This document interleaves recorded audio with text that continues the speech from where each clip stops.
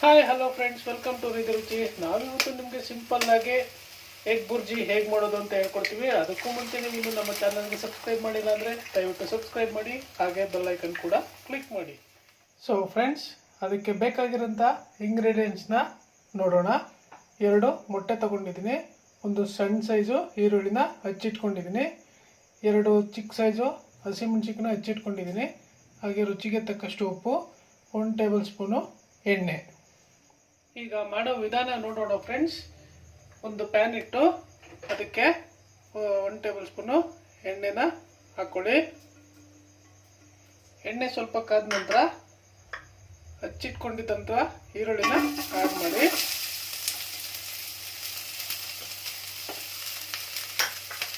ಮತ್ತೆ ಈಗ ಹಸಿಮೆಣಸಿನಕಾಯಿ ಕೂಡ ಹಾಕ್ಕೊಳ್ಳಿ.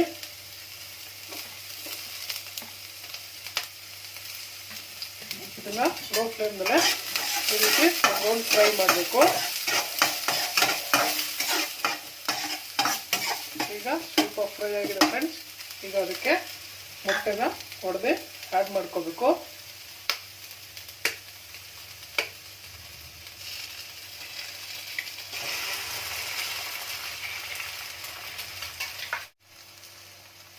ಈಗ 2 ಮೊಟ್ಟೆನ ಈ ರೀತಿಯಾಗಿ ಹೊಡ್ಕೊಂಡು ಈ ರೀತಿಯಾಗಿ ಫ್ರೈ ಮಾಡ್ಕೋಬೇಕು.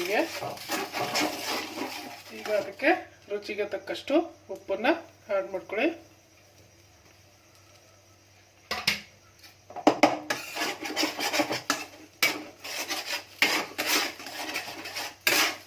ಇದಕ್ಕೆ ನೀವು ಹಸಿಮೆಣಸು ಅದು ಖಾರ ಸಾಕಾಗಿಲ್ಲ ಅಂತಂದರೆ ಚಿಲ್ಲಿ ಪೌಡ್ರನ್ನ ಆ್ಯಡ್ ಮಾಡ್ಕೋಬೋದು, ಅಥವಾ ಪೆಪ್ಪರ್ ಪೌಡ್ರ್ ಕೂಡ ಹಾಕೋಬೋದು.